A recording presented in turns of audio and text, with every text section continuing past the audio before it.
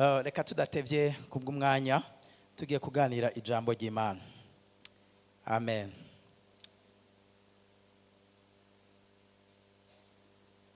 Ndubaha ijambo ry'Imana kuko ijambo ry'Imana ritekemwo la sagesse y'Imana, ritekemwo inzira z'Imana, ritekemwo uburyo bwo gukora bw'Imana, biratekeyemwo ubushobozi tudashobora gukura mu ishuri. Hari umuntu muri aya ma ONG bari bafise projet yo kuza kwigisha abantu ba ruguru kubera hari inzara, abantu bagira projet yo kwigisha abantu ibyo bafungura. Hama aho hantu muri ako gace ntibanywa amata. Hama umuntu bari bazanye nyene umushimiste agomba kubasigurira ingene bagomba kunywa amata, araja ngaha arababarira mu buryo bwa shimi ibigize amata, ngo urumva ngo bigizwe n'ibi, bo ntavyo nzi, eka nifondere kamvuga amazi ni H2O, hydrogene, oxygene, arabasigurira. Abanyagihugu ba ruguru baramuraba, acabaza ngo ninde yoba rero afise ikibazo c'ivyo mpejeje kuvuga. Baramuraba, harabura ikibazo. Uri ruhande baduganye wo mu kazi arambwira ati urahazi, reka nongereka akantu kamwe. Acaraza b'abanyagihugu, tinagoma nongereka akantu. Urana iyo umukuru neje ugomba kudacibwa umutwe, umukuru ahejeje kuvuga ntuzuvuge ngo nagira ndamukosore, naho yoba yavuze amakosa ucuvuga ngo nagira ndamwongerereka akantu, ndamwunganire. Cavuga ati nagira ndamwunganire. Amata abasigura ibiyagize, kwari urugabo ruvyibushe. Timurabona aya mabondo mfise, aya namata. Uyu muzeze mfise, uyu nije imbere, aya namata gusa. Hamwe rero mwe mwonze mwonywa amata, nivyo bica biza. Abanyagihugu bose ati uri mwiza kwijambo, duhe tunywe. Rero ijambo ry'Imana rirashobora kuvyara inkomezi utarufise, rirashobora kuvyara ubwenge utize mu ishuri, kuko ni iciyumviro c'Imana isuka mu mwana w'umuntu. Haleluya. Ngiye kuvuga kuri teme turiko ya kubiba mu bwiza bw'Imana. Mvuge la présence, ubwiza bw'Imana. Ubwiza bw'Imana. Ubwiza bw'Imana, bwa mbere nagomba ndabarire,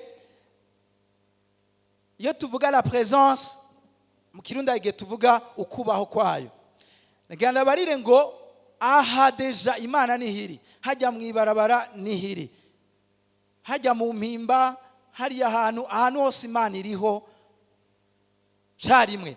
Singoma vuge l'omniprésence, hahandi Imana iberaho carimwe. Ngomba vuge ukubaho kwayo kuri kugaragara mu madetaye yawe yose. Ukubaho kw'Imana kugenda kwimanifesta kandi biva mu kugendana n'Imana no kubana n'Imana n'ubucuti bw'Imana. Kuko abantu benshi cyo tuvuga ubwiza bw'Imana, Imana iri kumwe na ego mu buryo bwa Emmanuel, mu buryo bwa hibera carimwe, ariko uburyo igenda yigaragaza biratandukanye n'uburyo ibera hose carimwe. Ndagomba ko ni wasoka nga ugenda muri wewe hari ikintu utekeye, ubwiza bugendana nawe, bukorana nawe muri byose. Imana ishimwe. Akarorero gasanzwe, twese uretse abatomboye bari imbere y'amaventilateur, umuyaga mu bisanzwe ngaho urahari, mugasi bose bariko barawumva. Abari ngaha bariko barumva uyu muyaga kubera bari hafi yawo. Hari ubwiza bw'Imana n'ukubaho kwayo, kutabaho kubera wakijizwe, kubaho kukuri proche, kuko wegereye. Abahari uyu muyaga nibawubona, suko udahari, nibariko barawumva, ariko urahari. Ariko abari proche, abari hafi, bariko baragi, abari hariya bariko bagira gutya. Abari ngaha barashobora kuvuga ngo gabanya. Telemani mwinshi, nk'aba bari ngaha imbere ku murongo wa mbere, ni mwinshi ku buryo basura kuvuga ngo mwogabanya. Ariko abari hariya bariko bari pepeye yashira barembeje. Hari ubwiza bw'Imana abantu bagendana. iyo turiko duca mu mwonga w'amarira, bamwe barira ariko abandi batwenga bakabona amariba. Si ikibazo c'amarira ahari, ni ikibazo uri hafi.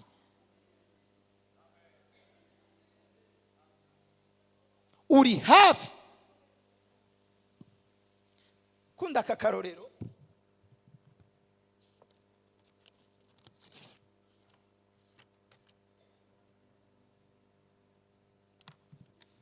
Ndakunda akarorero. Ngomba mbaze Alex, handitse iki? Handitse? Handitse iki?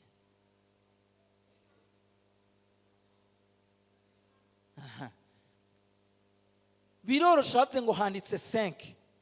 Mugujya ntabyo ari karabona. Si uko atacanditse ngaha, nuko atari hafi yacu. Ubwiza tuvuga si ubwiza bwo mu rushengero budepanda n'ibi bigumbagumba by'utuziki, n'ibi bigumbagumba turi hamwe twese. Ubwiza bw'Imana portable ndiko ndavuga ni ubwiza kuko uri proche y'Imana, nuri proche y'urushengero, nuri proche y'umurongozi, uri proche y'Imana. Ntutonye ku murongozi, utonye ku Mana. Ubwiza tugendana bugenda bukreye ikintu. Mazaburi ya 27 umurongo wa 4, je dusoma wa mbere gushika kwa 6, mpere ku wa 4. Ndagusabe umpe na semera. Okay, mu kirundi bavuze ngo ico nsaba uhoraho ni kimwe. Twese tuti kimwe. Ndabona batako ravuga kimwe. Ico nsaba uhoraho ni kimwe. Nico nzohora nitwararika. Nukuba mu ngoro y'uhoraho iminsi yose y'ubugingo bwanje. Mbanze ndabibutse ko isezerano rya kera na rishasha bitandukanye. Isezerano rya kera Imana yababwiye bubaka ihema kuko ari hizoza. Mugami isezerano rishasha Imana ibwira, Yesu abwira umusamariyakazi ngo igihe kiraje. Basokuru ubwe c'Aburahamu bababwira umusozi wo kujako, bababwira ingoro ya Salomo, bababwira ingoro ya Dawidi. Ariko igihe kiraje ayibijanye no gusenga ni kizoba ari kibanza umuntu hajamwo gusa, kizoba ari kibanza umuntu agenderamwo. Abasenga data bazomusenga mu mpemu no mukuri. Ngaha rero bakoresheje nukuba mu ngoro. Muguba ingoro si ingoro ni wewe. Iminsi yose y'ubugingo bwanje nkaraba ubwiza bw'uhoraho nkihweza urusengero rwiwe. Mu Cyongereza avuga ngo the one thing I ask of the Lord, the thing I seek most. Mu Kifaransa someur, j'ai présenté à l'Éternel un seul souhait, seul, mais akandagakunda, qui me tient vraiment à cœur. Qui me tient vraiment à cœur. Kiri ku mutima cyane. Kiri ku mutima cyane. Ndabibutse umuntu ari karavuga iki kintu. Yari muri position atarakwiye gusaba ikintu kimwe. Yari muri position igoye. Iyo mubona umuntu hari muri position y'uburongozi, si faveur gusa, si privilege, hari mitwaro, hari responsabilité. Mwari mubizi yuko bigenze neza amaci menshi kuri apotre, bigenze nabi induru nyinshi kuri apotre, bigenze neza kuri stati you are the one. Entreta ndavyibutse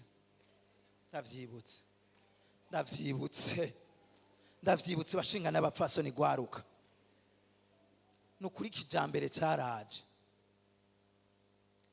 Kijambere ni kijambere, amajambere yaraje. Aho umuntu wese kutavuga ikirundi kuri statut, uvuze ikirundi umenga umunyantege nke, afishe mu kirundi uri umubono warasigaye inyuma. ndabasabye bashinga nawe bapfasoni, ukaba ugifise ikibazo bitaragenda neza, cyangwa ufise telefone ifise Google, imbere yuko posta ikintu banza ugikopye ugishyire muri Google urabe ko atakosa ari, shiramwo muri ChatGPT urabe ko atakosa ririmwo, kuko muraturembeje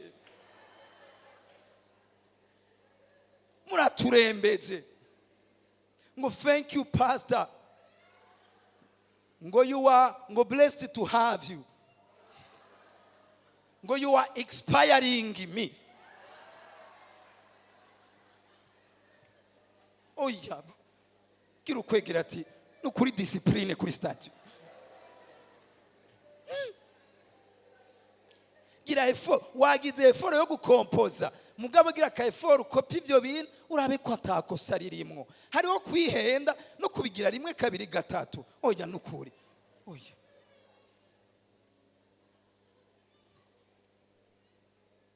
reka tubandane karagaciyemo. Uyu muntu avuze ngo isengesho mfise ni rimwe kandi riri ku mutima wanje, niryo nzohora nitwararika. N'umuntu w'umwami akeneye inkomezi. Abami bari bagizwe no kuyagura imbibe, hari intambara nyinshi. Nasabye ngo migisirikare gikomeye, nasabye ngo amafaranga, nasabye ngo mu butunzi, nasabye ibindi, asabye ngo un seul souhait, one thing I seek most. Icyo ndondera ni ukuvuga ko iki kintu avuze kirahambaye kurusha ibindi, kirashobora kuba gitekeye vya bindi atasabye. Ni ukuvuga ko iri très important, isengero rigomba gushyira ku mutima, c'est la présence de Dieu. Ndamaze ugirirwa ubuntu sinzovyibagira. Umunsi madamu yatwaye umwana wa mbere yibungenze yada,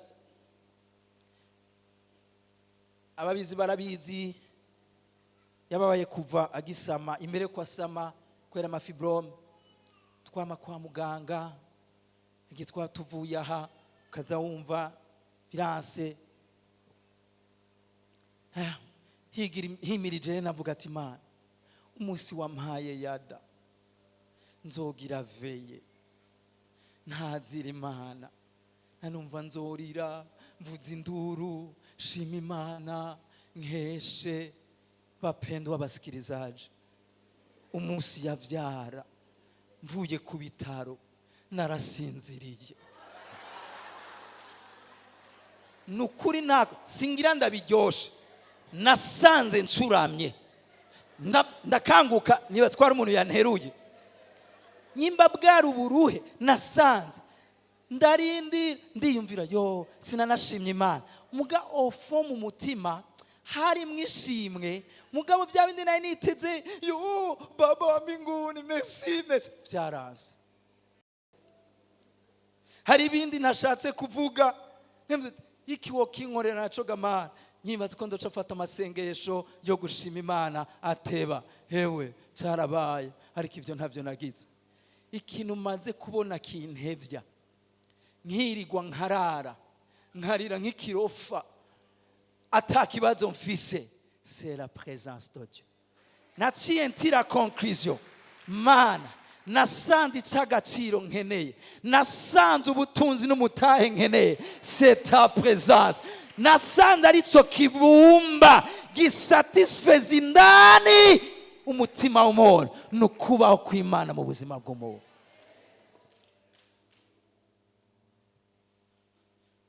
Dawidi rero avuze ikintu ndatahura ico yarashatse kuvuga. Umuntu afise intambara adasabye ngo mpakuneshe, hinge mwumviriza amaverse rero.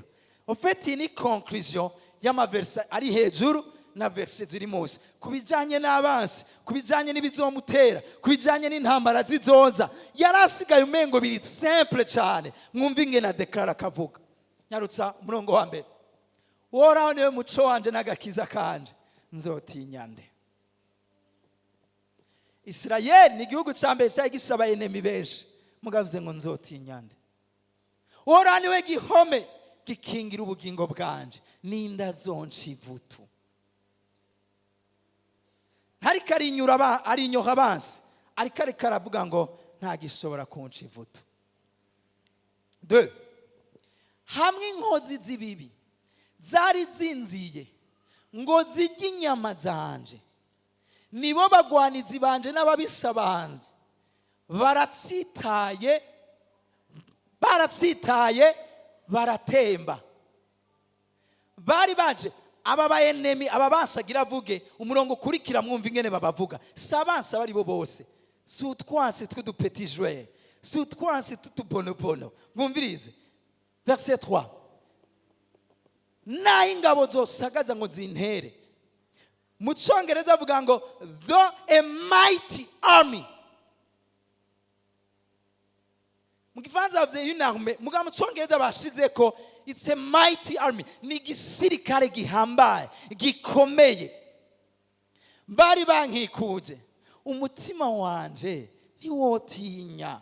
Naho intambara yovyuka, naho nyene isi yariyo yose ni intambara ikomeye ikandwanya, no muri yo la présence y'Imana yararemye ikintu citwa kurema. Ndafunga igifungo, ngasobeka ntekanye, muri iyo ntambara ndarema. Murazi ikintu yarashatse kuvuga, yari karafeza allusion yiki, yari karibuka igihe Sawuli umwami akira agapeti kaza kumuvugiriza, Sawuli mwemu mbi ziruteye, agaca afata icumu akamutera ngo rimufatanye n'igihome. Dawidi kariko kamuvugiriza hafi, icumu rikamuhusha, kandi uwo muntu ari umugwanya akomeye azi kugema, akabona gutya gusa icumu rirahushije. Akabona urugabo nka Goliath runini rukomeye, a mighty warrior, umugwanya akomeye, afise icumu yakwa kunganya ibiro nawe, afise uburebure butogereranywa. Akabona aje kugwana nawe, akabona ingene vyabaye ibintu bisanzwe. Mes chers amis, ibuye uruntu rupima metero 3, uruntu barinda gutwaza icumu, akabuye mu itopito rigaca rikica. Dawidi amaze kugira analyse, acaza gusanga tishwe n'ibuye riyishwe n'Imana. Kuko akabuye mu itopito nibashira y'urubuye runini, mu itopito n'akabuye gato gakwirayo. Acaza gusanga Goliath ntiyishwe n'ibuye, yishwe ibuye ryarashwe n'Imana. Ibiganza gusa vya Dawidi nivyo vyakoze, ariko aragira utwo tuanalize. Naho hanavuga ngo rero Mana, irukiruke gatoya, hariho Zaburi 33 hera kuri 10, ariko ndakeneye 10 na 12 na 16.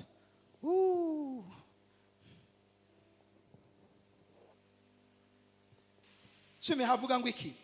Uhoraho ahindura ubusa imigabo y'amahanga, atuma ivyiyumviro vy'amoko bipfa ubusa. 12 hahigwa ihanga rifise uhoraho nk'Imana yaryo. Hahigwa ihanga, igihugu gifise uhoraho kw'Imana yacu. Hahigwa abakristo apana afise Imana mu buryo bw'idini, ntinyimana n'inzara, barundi twese oya Imana ikintu kimanye hejuru. Hahiriwe umukristo yagize Imana ubuhungiro bwiwe. Haleluya. Ubwoko yitoranirije ku bishamvu yiwe. Says 16 nta mwami akizwa nuko ari ingabo nyinshi. Listen, ubundi bakunda kuvuga ngo icubahiro c'umwami ni ingabo nyinshi, ni icubahiro. Ariko umwami hajya ntakizwa nuko ari n'ingabo nyinshi. Umuhizi ntarokogwa n'inkomezi ziwe nyinshi. Ntarokogwa n'inkomezi ziwe nyinshi. Ifarasi nta kimazi igira co gukiza. Nta kimazi eputa ni kigwanisho bakoresha mu ntambara. Mugari kavuga ngo nta bubasha ifise bwo gukiza. Ntizorokoresha umuntu inkomezi zayo nyinshi. Nizorokoresha umuntu inkomezi zayo nyinshi. Ucisoma hano tavuga ngo si kubw'inkomezi zayo, si kubw'ububasha bwawe, ariko ni kubwa mwemu wanje. bavuze ni kubwamwe si ukubaho kw'Imana mu buzima bw'umwana w'umuntu. Mes chers amis, turashobora kuvyemeza ukubaho kw'Imana kurashobora kugutunga birengeye uko wari kwitunga. Amen.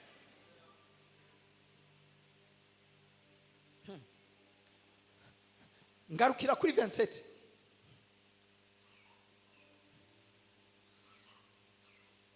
Manuka kuri 5 rero. Murongo wa 5.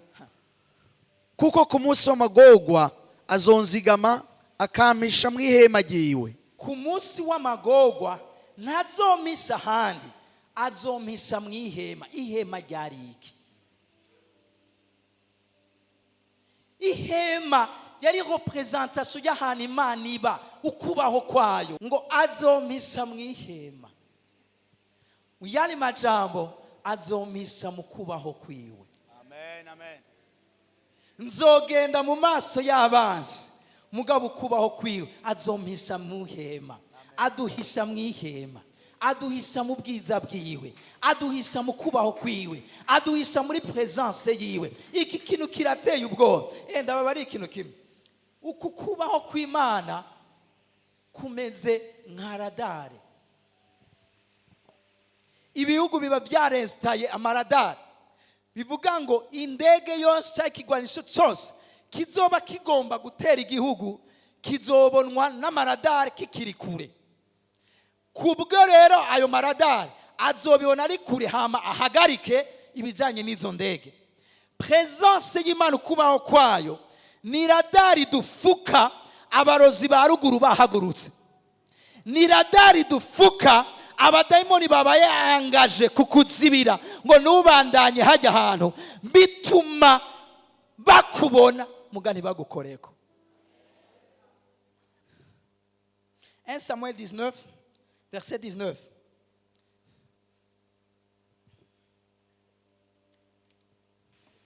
Samuel wa mbere 19:19.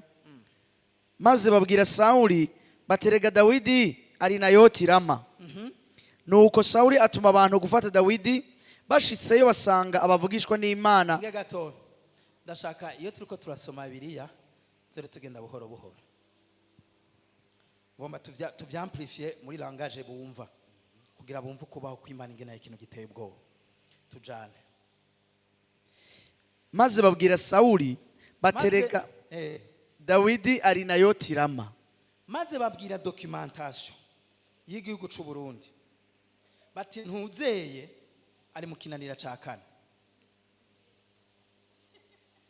Baca batuma abakozi ba documentation, abapolisi canke ntumbaze baje kumufata. Nuko batuma abantu gufata Dawidi. Bashitseyo basanga abavugishwa n'Imana bagakama bariko baravugishwa.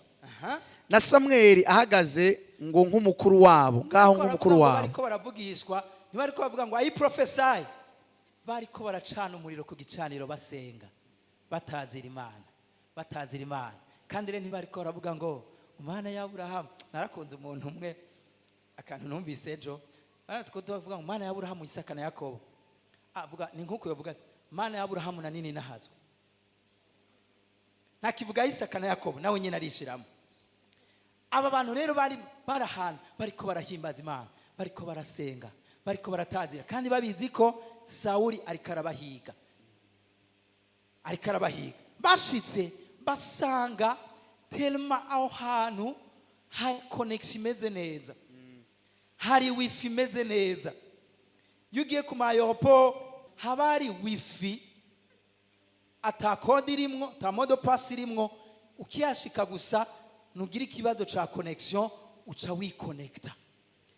Bagiye basanga kubera telma abantu bariko barahimbaza, bariko barasenga, bariko barashira Imana hejuru, ntibariko baravuga ngo Imana Sawuli ariko araduhiga, bariko barashira Imana hejuru. Niwe gihome canje, niwe budukingira, duhishe mu mababa yawe, uri Imana yacu, uri ubwiza bwacu, uri favere yanje, gikundiro canje, mahoro yanje, munezero wanje. Mana yanje, bamwe bizigira imikogote, abandi bizigira amafarasi, ariko ni wowe twizigiye. Turiko turahunga, ariko turabizi guhunga ntibyo tukiza, ariko duhunge mu mababa yawe, niwe wodukiza. Babansi bahashitse basanga telema wifi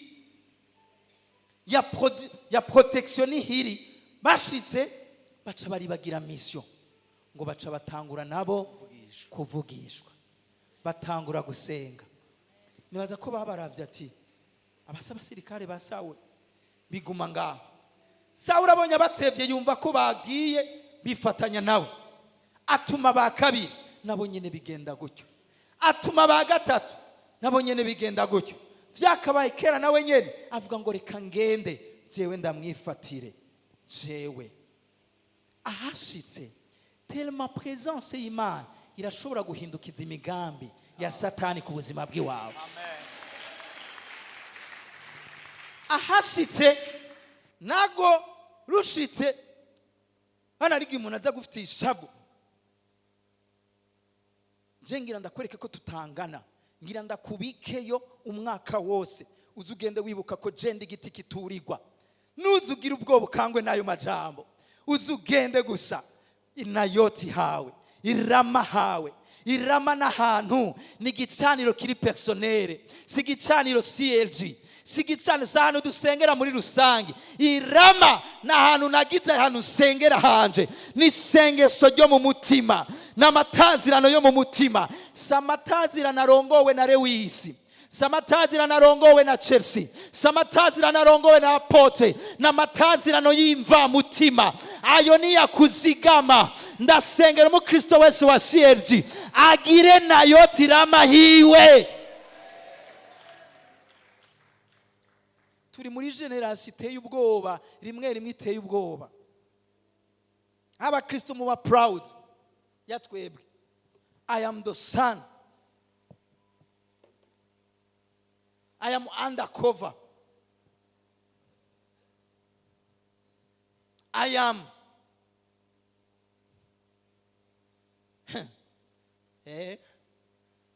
daimoni zizokubaza, muvyeyi wawe turamuzi, nawe urinde. Muvyeyi wawe turamuzi, irama arafise irama hiwe. Mbega urafise irama hiwawe? Oya, ivyo vyirama nibiki? Irama ni hahandi usengera wenyene, singaha ni hahandi hiwawe wenyene. Si ya verse Apotre avuze Imana ihinduye ubusabasi bawe. Hoya, ni ryarindi warose wenyene. Umva, si jambo wabwiwe muri rusange, ni jambo riri personnel. Nabaye instruit ngirirwa n'ubuntu Imana nukumva ima kongera gusubira gutangura Bibiliya kuva muri Genese.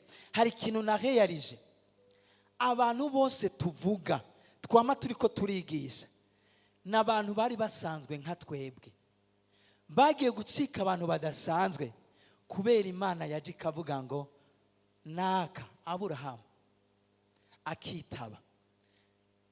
Aburahamu, nagomba dukorane isezerano, nagomba tujane. Abantu babaye abantu bakomeye, n'abantu presence y'Imana yaje kuri bo, n'abantu bemeye kugendana n'Imana.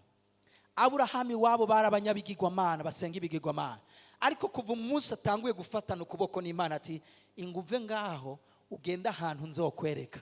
Aho hantu ibintu vyiwe byasuye kuba ivyiwe vyabaye iby'Imana, ku buryo yarashika mu bansi n'umugore wiwe umwami amufashe, umwami Imana igacimugendera ati wihende ukoreko ku mugore. Aburahamu yarashika ahantu atana kimwe atwaye, ba Isaka ba Yakobo atana kimwe bafise, bakanabiba. Muravyibuka Yakobo n'ivy'umugisha yari uhawe ariko utari kuragaragara, ariko kubera presence y'Imana bikarangira abo bantu ngo bafise ubutunzi butayega. Abansi babo abo mu kibano bakababwira ngo tuvemwe muraturuta. Nasanze Sokrari ni Imana mu muntu no kwemera kumasha, kugendana, gufatana ukuboko n'Imana, nta kindi. Juste ndemeye Imana, ngomba twijanire.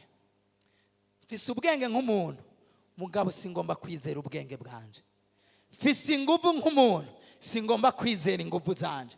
Fise abantu tuzinanye, hari n'abakomeye bo bamwe, ariko ukomeye kubaruta ari indispensable ni wewe. Rero kuvuba ngomba twijanire. Nico cabagize abantu badasanzwe. Ndibuka uwitwa Eliya, Imana irazirambwira ngo hateye inzara, kandi ndakubwiye genda i Zarefati, uraza kuja mu nzu y'umupfakazi, niwe azokugaburira. Bashinga ntaye bafasoni gwaruka turi kumwe tugira amahoro. Imana imubwiye ngo umupfakazi niwe azokugaburira. Murabizi ko hari abapfakazi musanze batunze, sivyo? Basigiwe ubutunzi. Eliya yari yakicumva iryo jambo, yarazi ko ari umupfakazi w'umubosi. Sava mana, okay, ari umupfakazi bya yose mu nzara, abandi bahunze mugabo agasigara, antuka n'umubosi, mugabo we yaratunze canke bari bifise. Ashitse acambwira ngo mpase utwo kunywa. Wa mupfakazi ati yego cane, reka nje kukuzanira. Some Bibiliya. Acarirukanga ngo kumuzanira. Akiri karagenda, Eliya ati hagarara banza urindire, ntunzanira amazi gusa, cunzanira n'utwonja. Tumviriza rero, amazi yarahari, mugabe ivyo byo kurya banza ureke ndakubarire situation turimo. Dusigaje agafu gake n'utuvuta, twagomba kurya uno munsi ce dupfa. Rero ivyo uri kurivugisha, amazi ndaguha injya topima.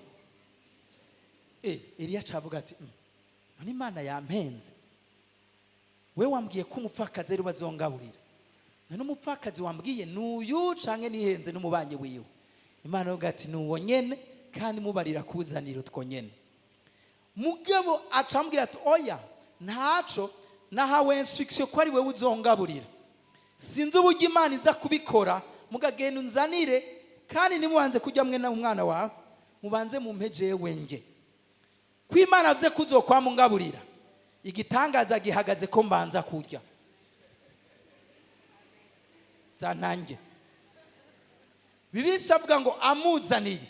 Ndababaze, mbega iyi Imana ukubaho kwa, ukubaho kwa mwibaza ni twa tuntu tudigadiga. Ukubaho kwayo ni hahandi kubwira mwana genda hajya hano, garanti ni yihega Mana, ndi kumwe nawe. Niyo kashi Imana yabarungikana.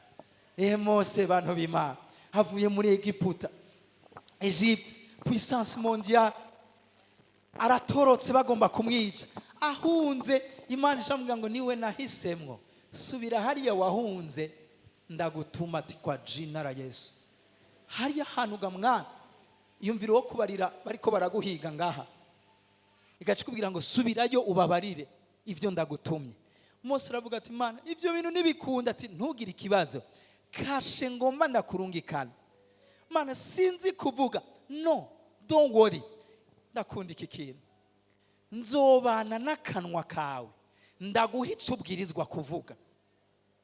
Kandi Imana kimwishura ahejeje kuvuga ngo Mana ndabegeya nibitanga uyu no munsi.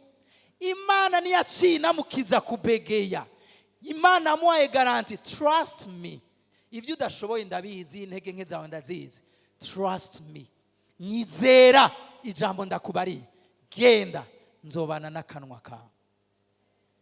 Dawidi avuze ngo naho noca amazi menshi nazondengera, sokre garanti si yindi, nzoba ndi kumwe nawe, nzoba ndi kumwe nawe. Mu muriro mwinshi nuzoguturira, nzoba ndi kumwe nawe. Nagira ndabari, lo sokre ihagaze muri iri jambo, I'm with you, ndi kumwe nawe. Vazi bijya wari kuratinya, nyima Imana ivuze ngo genda genda, garanti si yindi.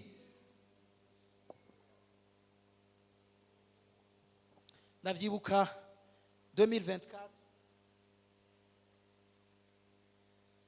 negura concert, ndi mu masengesho, Imana irankonvenka uzoyikora ku buntu. Narakemeye bantu b'Imana, imwe mu yinyatsi mwitsina rya Yesu atanagomba kunyiba. Honyene nayo mahera ntayo mbona, iyo bije none ari karaza ngo ngire ku buntu sha, nze ndahagwe, nze maramare, nze nkogwe n'isoni. ndiko ndasenga irasubira irambwira ati reka kunyirukana, ni jewe mvuganye nawe, uzobikora ku buntu. Oya Mana, oya mu izina rya Yesu. Honyene n'abahora barihisha, hari igihe basigara mu madeni, none jewe uri kurambwira ngo honda bigire ku buntu. Mwana wanje, iyi game jewe ndayikurusha ku buntu. Vyakabaye kera ndateba ndatsindwa, ndavuga ati ndabyemeye, urandushije inkomezi, none bizogenda gute? Hari ubudetaye yagiye irampa, ndarira ikambwira ibyo guhanga amaso n'ibitari byo guhanga amaso. Oya nakijya ujya muntu sinzoje no kumubarira. Oya niwe nabona. Oya none bizoca bigenda gute? Arahiriwe.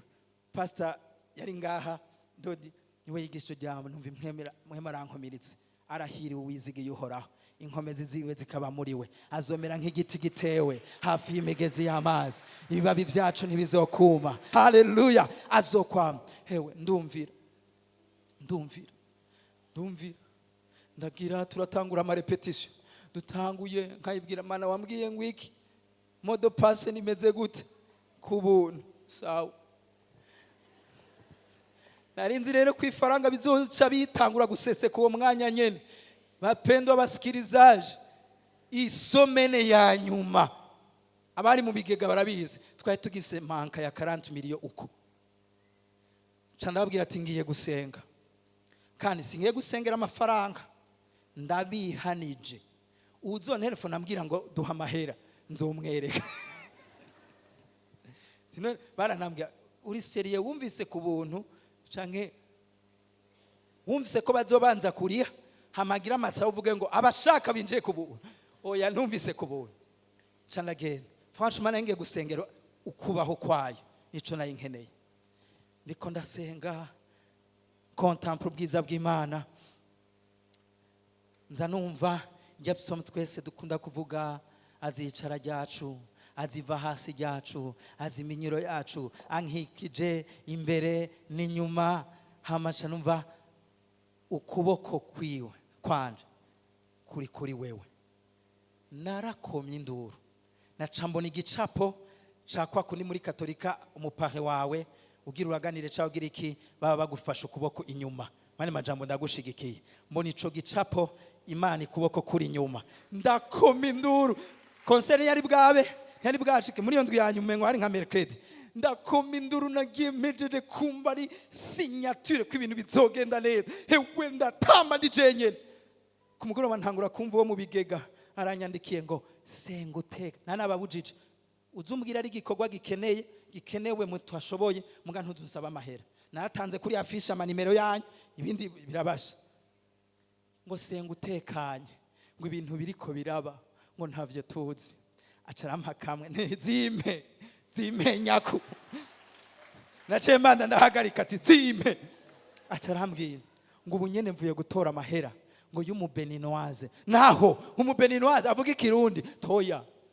Byagenze gute? Ngo yabonye afishe, ngo acakogwa ko nakantu kanditse ngo 0 francs. Ngo enda babari, ubwiza bw'Imana burashobora gutuma A yitwa B. We 0 francs yo guhezagira gute? 0 francs ni kintu gihatari, mugabo presence y'Imana iragisiga. Ngo kandi ngo 0 francs ngo ari kintu rena ariko ndasengera, ntihari kavuga ikirundi gifaransa. Icyo kintu ariko ndasengera, numvise ko ngomba kubiba nanje muri kino gikorwa. Ntituzi nta nuhonzi n'ubu unye, mu nyuma naronde basi ndabe ko no musengera pi. Naciye ntahura hari bikoni Imana irungika rimwe, ntibizokwama biza, caje ku bwa mission. Imana ibaha ivyo bikona ku bwa mission yayo mu izina rya Yesu. Taho bandanye uzimpa, ngo hari ayandi mvuye gutora, ngo umuntu yararavye kuri afishe, ngo acabona ngo umutima witeze, ngo kanu karamukorako, ngo aravuga ngo umutima witeze, ngo ucumutera gukorayo, acarakorayo. Iyo hari ubwiza bw'Imana irabatera gukorayo utabasavye. Ariko iyo ameni we iyo ameni yawe we fre ubwiza bw'Imana urashobora kufisa akazuruga uruzuru runini murabira canke agwa ngo akazuru kawe ni gato si gato ngo ndakunda ubwo bwirabure bwa none bufise originality ni ubwiza ni presence mwaje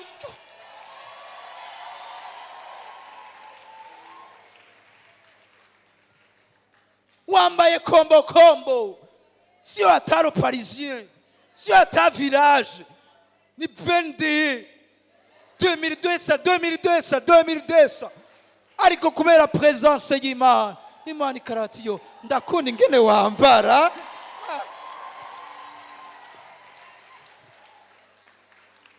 yo ndakunda utuntu wambara turi simple mais classe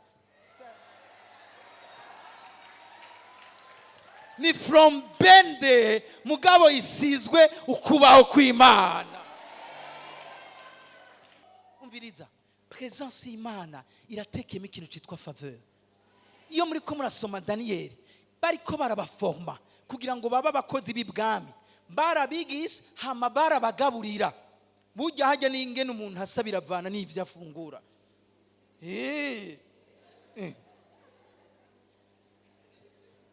murafite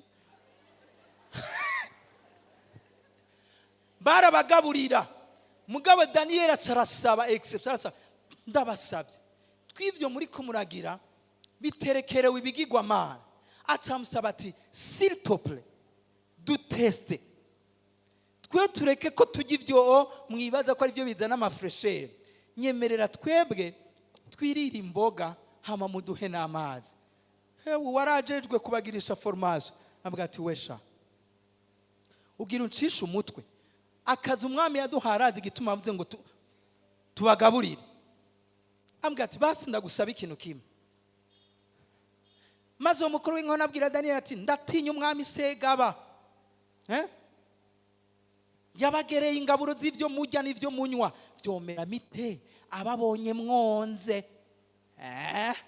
mu maso mudasa n'abandi basore burunganwe rwanyu muyandi majambo mudasa n'abandi twagaburiye neza mbega umwami yo bibona acavuga ngo muzoncisha umutwe ku mwami 11 Daniel ashinga umubwiriza uwo mukuru w'inkone yashizeho kuraba ibyo Daniel Hananiya na Azariya wino ati ndakwinginze umva utugerageze twebwe abasavyi ba juste 10 jours imisi 10 baduhinge ndi soromano sha isoromano nibuke yavuze ibibazo question yo konda isoromano abarizo tujya n'amazi yo kunwa abantu kweri nibagira bonde isi regime kweri du test imisi 10 uheze uze witegereze mu maso hacu no mu maso y'abasore bajya ku byo kujya by'umwami maze uko uzobona bimeze abari kuzotugenza twebwe abasabyi ba 14 nuko abemereye iryo jambo abagerageza imisi 10 iyo misi 10 isize asanga nsomera 1 2 3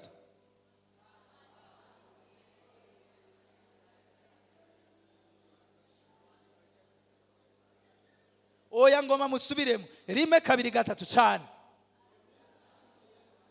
asanga mu maso habo ari heza kandi bayagayaga ku mubiri kugira iki bajya ku byo kurya si ibyo kurya gusa hari agatushe k'Imana hari akantu Imana igira ikagusiga wewe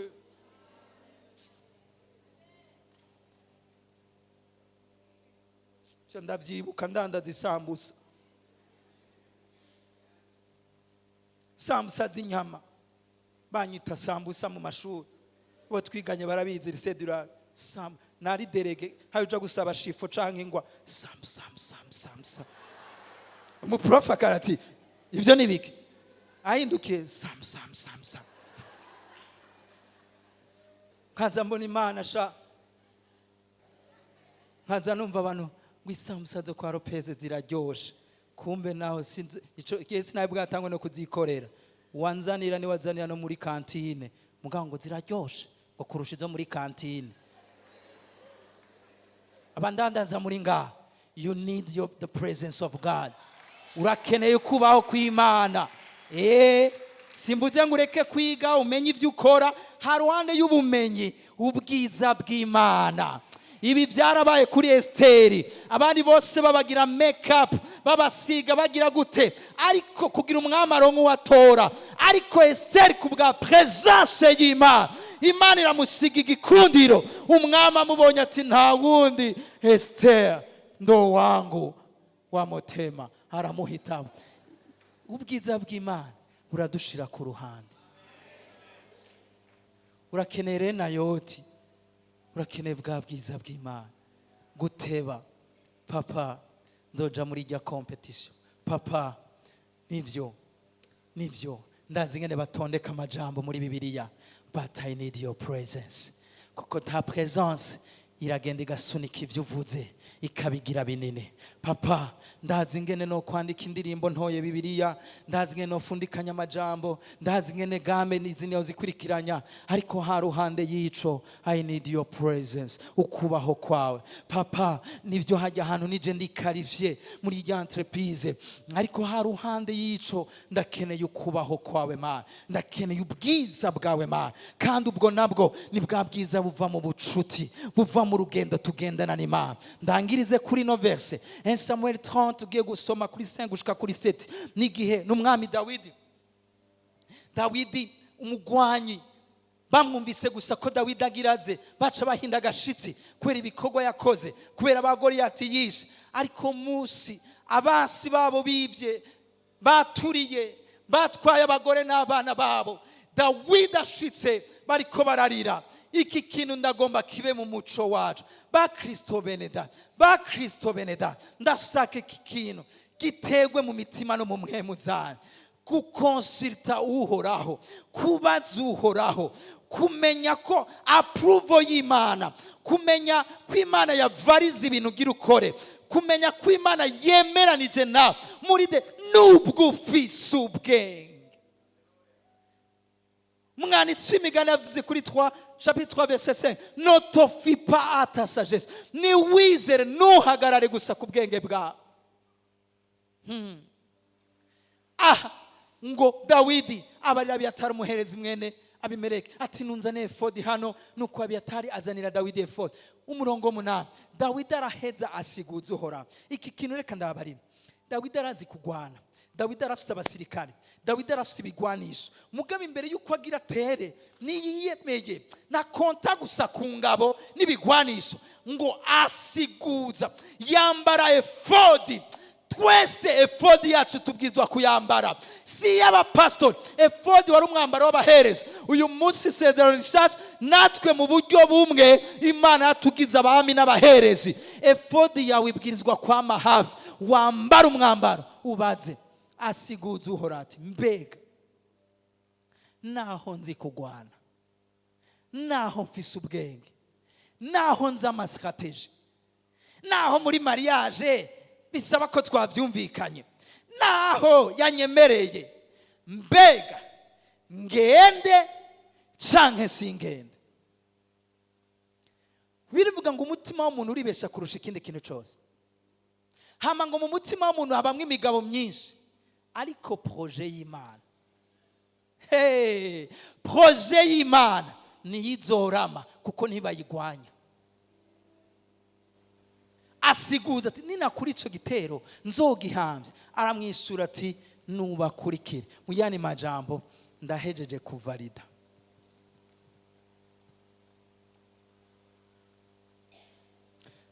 Ndarangije munota umwe. Dawidi avuze ngo ikintu kimwe, akavuga ngo no mu ntambara nzwanse confidence.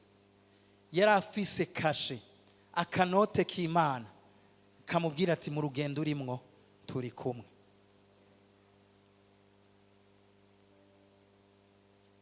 Hari document nigeze kuba nkeneye,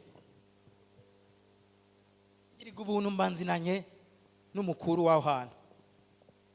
Acara kwera numvise ko ewana aho hantu nibikunda biragoye hama caranyandikira agapetimo aka kantu genda ugashire naka sanagenda ngiye abandi babatonze uwo muntu kandi aramanyama ariko bana mukora mu maservice dukuri bamwisonera bamwubaha abantu bose basugira ubuntu kuri ku kazi kawe hari umuntu ujako kibaza none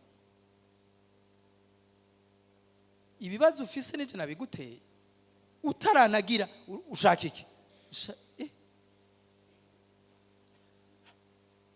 batonze ndavuga ati none nje ndaza gutonda kwe kandi mfise kanote chandaza gatoyi s'il vous plaît nasha ushaka iki jaha abandi bari jahariya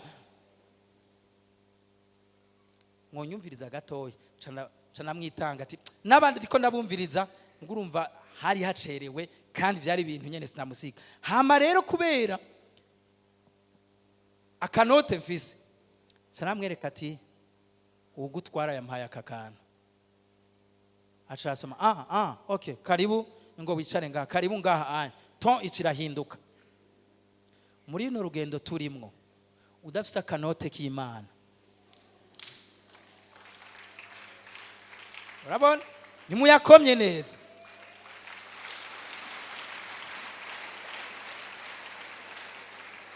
mugenda na kanote k'Imana ti mwana wanje hajya mu biro genda winjire hajya ntewinjire hajya genda ujya muntu genda ujya mureke bijya bikore bijya ntubikore ijya projet nubwo bayivuze neza rekana nayo presence y'Imana igendera ahantu hari ijwi ryayo igendera ahantu hari icyo yagambiriye gukora ivyo muzogenda murabona faveur grâce iteye ubwoba Imana ibahezagire cyane tuvyaguruke ku maguru yacu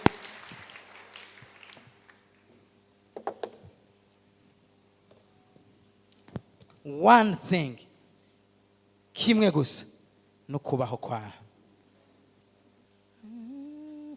hakayimba twaririmba kwa Muyoma Kongo fise byose Kongo fise nivyo fisura Kongo fise Kongo fise na mahoro you fise oya navuze yindi ye ni yindi utinje muri korale ntavyumenya no gufatanya indirimbo ufise kubaho kwa ibindi biraza tutaretse ibiganza byacu